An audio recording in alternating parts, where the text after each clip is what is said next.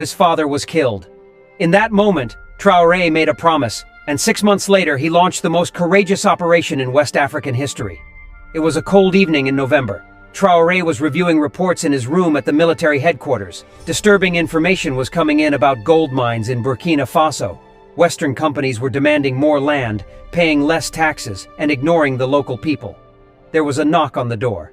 Captain Ouedraogo entered, holding a small flash drive in his hand. "Commander, you need to see this," said Ouedraogo, his voice low and tense. "Today we visited one of the villages in the northern region. A child gave us this. He wanted you to listen." Troure inserted the flash drive into his computer. It was a simple audio file. He pressed play, and the trembling voice of a small child filled the room. "My name is Adama Konate. I am 10 years old. My father worked in the gold mine in Tougan. 1 month ago, strangers came late at night. My father resisted them. And they..." The child's voice broke, sobs could be heard. "They killed my father.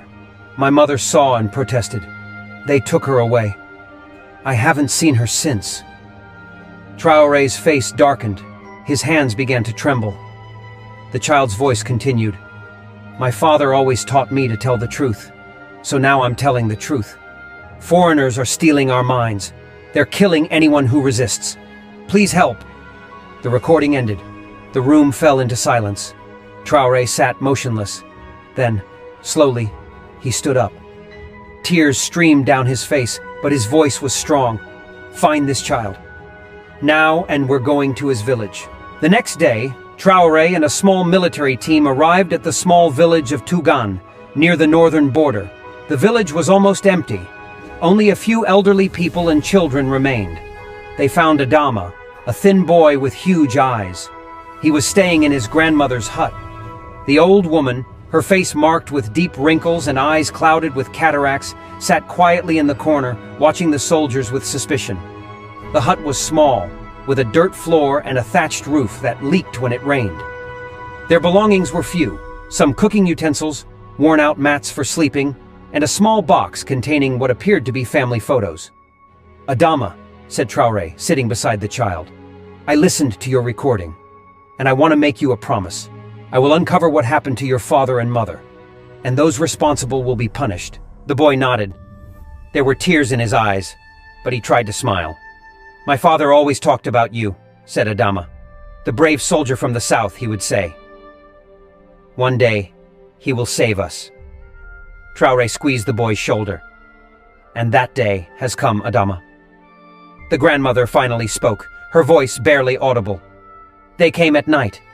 Men with guns. Some spoke French, others our language.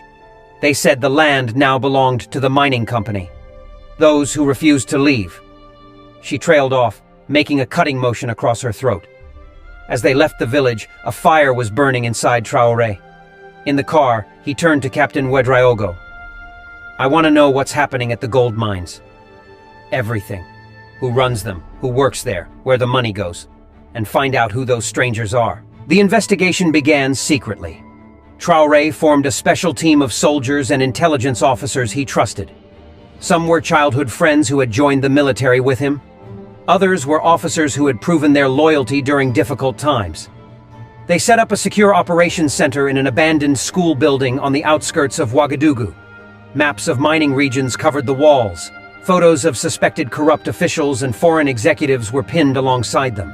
Each team member was assigned specific targets to investigate. "Remember," Troure told them, "what we're doing is dangerous. If word gets out, powerful people will try to stop us. Trust no one outside this room." The team worked tirelessly, gathering evidence piece by piece.